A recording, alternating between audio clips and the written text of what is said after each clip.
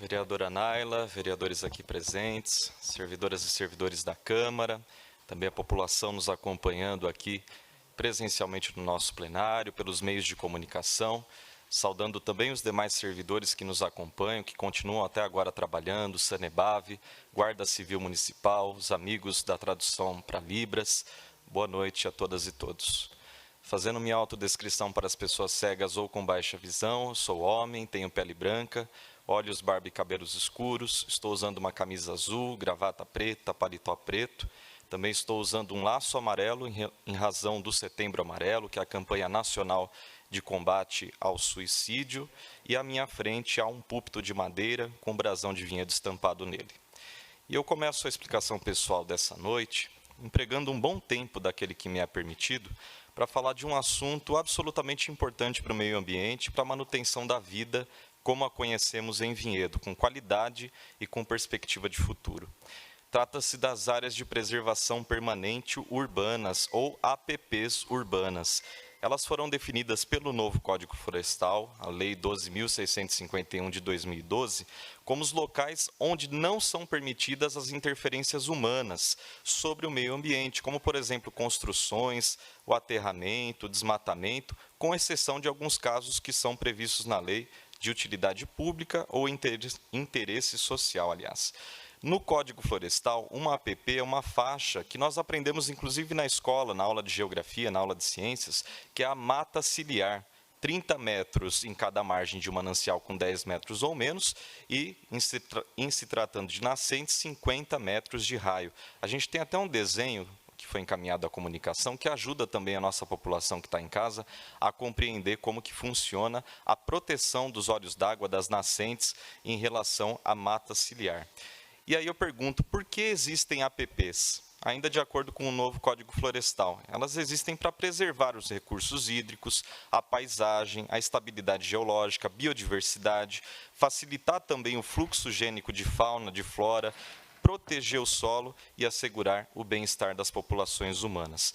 A gente também está vendo algumas outras imagens, são só para ilustrar, mas são desenhos bastante informativos da página Árvore Ser Tecnológico, que nos ajudam, então, a compreender. E tudo isso foi estabelecido após um grande acordo político no Congresso Nacional. E essa legislação ela é muito avançada, inclusive para os parâmetros mundiais. Só que, recentemente, em dezembro de 2021, foi sancionada a Lei Federal número 14.285, em meio a uma fase muito aguda da pandemia, sem uma discussão aprofundada sobre esse assunto, e esse absurdo deu aos municípios a prerrogativa de regulamentar as áreas de preservação permanente urbanas. E essa é uma ameaça iminente ao meio ambiente, porque cada município, então, tem uma dinâmica própria e, muitas vezes, as entidades públicas, da sociedade civil, que deveriam proteger o meio ambiente nesses municípios, acabam sendo capturadas por outros interesses. Então, o Brasil corre o risco de, em seus 5.560 municípios, ter um retrocesso ambiental gravíssimo em grande parte deles. Hoje já existem várias ações correndo na Justiça Federal, como uma ação direta de inconstitucionalidade contra essa nova legislação, porque, para começo de conversa, ela é completamente inconstitucional. Existe também uma manifestação do Departamento Jurídico da ANAMA, que é a Associação Nacional dos Órgãos Municipais de Meio Ambiente, da qual, inclusive, Vinhedo é associada, dizendo a mesma coisa. Então, a bancada do PDT Vinhedo, eu, a vereadora Naila de Souza, protocolamos o projeto de lei número 108 de 2022, justamente para reafirmarmos exatamente as mesmas diretrizes de APPs urbanas que já estavam no novo Código Florestal de 2012. E o motivo é muito simples. Um município como Vinhedo, recorrentemente vítima de crises hídricas que são causadas não pela ação natural, mas sim por agressivas modificações sobre o meio ambiente causadas pelos seres humanos, não pode ter na sua legislação uma permissividade daquela diferente do Código Florestal, daquela que a gente já conhece das APPs. São as APPs que garantem a chamada produção, entre aspas, de água. Então, outro ponto também é o assoreamento de córregos, soterramento de nascentes por movimentação de terra, algo que já está acontecendo em Vinhedo e que sem as matas ciliares acaba acontecendo ainda mais. Se a gente buscar a lei orgânica municipal, fica muito claro que o nosso projeto é necessário e está sim de acordo com a lei, artigo 183, Todos têm direito ao meio ambiente ecologicamente equilibrado, bem de uso comum do povo e essencial à sadia qualidade de vida, impondo-se ao poder público e à coletividade o dever de defendê-lo para as presentes e futuras gerações. É uma alusão ao artigo 225 da Constituição Federal de 88, também ao relatório Brundtland, que é o relatório Nosso Futuro Comum, de 1987, que conceitua pela primeira vez o desenvolvimento sustentável. Então, qualquer coisa menor do que isso será retrocesso ambiental. Desde já a gente conta com o apoio dos nobres pares, mas é importante que essa discussão aconteça, inclusive trazendo a população para jogar junto, porque em Valinhos, inclusive, já existe um projeto com o mesmo texto. Ele recebeu o parecer de constitucionalidade, em breve com certeza vai ser aprovado, e a gente definitivamente não pode ficar atrás em termos de legislação ambiental, sobretudo nesse período tão delicado de revisão do nosso plano diretor participativo, que inclusive eu vou comentar melhor nos próximos dias, mas estamos em um período delicado e é importante que não aconteçam retrocessos ambientais em Vinhedo, que tanto já sofreu em relação à pauta do meio ambiente. E seguindo nessa mesma linha, também falando de infraestrutura urbana, eu destaco duas moções encaminhadas recentemente pelo meu mandato, começando pela de número 750 de 2022, para que a Prefeitura formule e implemente um projeto piloto de rua ou de avenida adaptada a soluções baseadas na natureza, que são abordagens para restauração, para conservação de ecossistemas, também os serviços de adaptação climática, falando um pouquinho de emergência climática, infraestrutura natural, gerenciamento de recursos naturais, ou seja, a recuperação ecológica de alguns espaços, considerando esses elementos naturais, elementos da natureza, para que a gente não fique sempre batendo naquela tecla da engenharia cinza, que já é algo ultrapassado. Então, eu peço isso porque hoje, mais do que nunca, as cidades são convocadas a agirem nesse sentido, com políticas públicas locais e, ao mesmo tempo, com um impacto global. Vinhedo também não pode ficar atrás nessa discussão. E eu reforço a moção número 780 de 2022, foi tema do vereador que me antecedeu, o vereador Márcio Melli, que falou sobre isso, que também já tem trabalhos sobre esse assunto. O vereador Rodrigo Lúglio, sei também que já trabalhou esse assunto no ano passado, encaminhando a indicação, que é a pavimentação da rua Júlio Ferracini, no bairro Observatório. Já faz mais de um ano que a gente está nessa cobrança, buscando uma solução prática para aquela rua, só que até agora nada foi feito. A gente está vendo a imagem, quem participa conosco em casa também está acompanhando, e isso não pode ser aceito passivamente, porque a gente faz a cobrança, às vezes é ignorado, às vezes dizem que não pode acontecer, mas essa é uma reivindicação legítima, ela parte de uma área consolidada com infraestrutura urbana, inclusive a rua ao lado ela foi pavimentada, e o ideal até seria uma pavimentação ecológica em se tratando daquela região.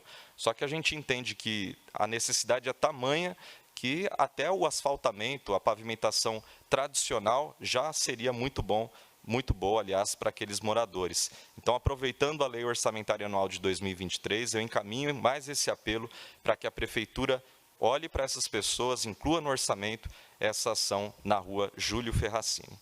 Outro problema semelhante, que se arrasta com o tempo, é sobre a viela próxima à rua 21 de abril, no Jardim Palmares, região do bairro Capela. Também falei muito já sobre esse assunto. Acompanhei de perto o drama daquelas famílias que correram risco de morte durante as chuvas do último verão. Sigo na cobrança junto a elas de uma solução definitiva para aquele problema, e a gente também vê nas imagens que é uma situação absolutamente terrível. Aquelas pessoas precisam dessa obra, precisam de uma intervenção definitiva nesse talude. As casas ali em cima estão a menos de 30 centímetros da beira desse barranco. Já vi nos canais oficiais da Prefeitura que foi elaborado, sim, um projeto, mas é igualmente importante que ele seja implementado o quanto antes, sobretudo considerando o período de chuvas que está se aproximando.